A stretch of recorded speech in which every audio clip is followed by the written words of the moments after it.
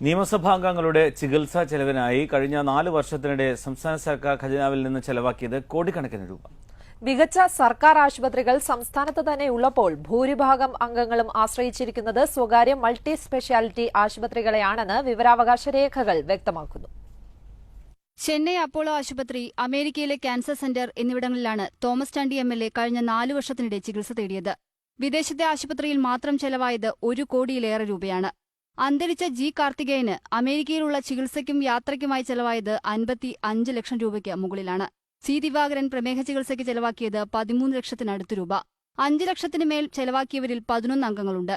ഇതിൽ E P Jayarajan ഉൾപ്പെടെയുള്ളവർ ജനങ്ങളുടെ നികുതിപ്പണം കൊണ്ടാണ് ആയുർവേദ ചികിത്സയും ഉഴിച്ചിലും പിഴിച്ചിലും നടത്തിയത്. നേത്ര ദന്തരോഗത്തിന് ഉൾപ്പെടെ സർക്കാർ ആശുപത്രികളിൽ സൗജന്യ ചികിത്സ ലഭ്യമാകുമ്പോഴാണ് ലക്ഷക്കണക്കിന് രൂപ സ്വകാര്യ ആശുപത്രികളിൽ ചെലവാക്കിയത്. എംഎൽഎമാരുടെ കുടുംബാംഗങ്ങളുടെയും ചികിത്സയ്ക്കുള്ള പണം ഇതിൽ ഉൾപ്പെടും. എന്തുകൊണ്ട് ഈ നമ്മുടെ നിയമസഭാംഗങ്ങൾ കേരളത്തിന്റെ പുറത്തുപോയി ചികിത്സ തേടുന്നു? സൂപ്പർ സ്പെഷ്യാലിറ്റി ആശുപത്രികൾ തേടിപ്പോകുന്നത് എന്തുകൊണ്ടാണ്? നമ്മുടെ ഖജനാവിന്, നമ്മുടെ നികുതിദായകന് വലിയ ഭാരം ചുമത്തിക്കൊണ്ട് കോടികൾ ഈ ചികിത്സാ ഇനത്തിൽ അവർ ചെലവഴിക്കുന്നു. വോട്ട് ചെയ്ത് ജയിപ്പിച്ചവർ സർക്കാർ ആശുപത്രികളിൽ ചികിത്സയ്ക്കായി ക്യൂ നിൽക്കുമ്പോഴാണ് എംഎൽഎമാരുടെ ഈ സ്വകാര്യ ചികിത്സ. എന്നാൽ ഈ ചികിത്സാ വിവരങ്ങൾ സർക്കാർ വെബ്സൈറ്റിൽ എങ്ങും പ്രസിദ്ധീകരിച്ചിട്ടില്ല. ഏഷ്യാനെറ്റ് ന്യൂസ്, കൊച്ചി.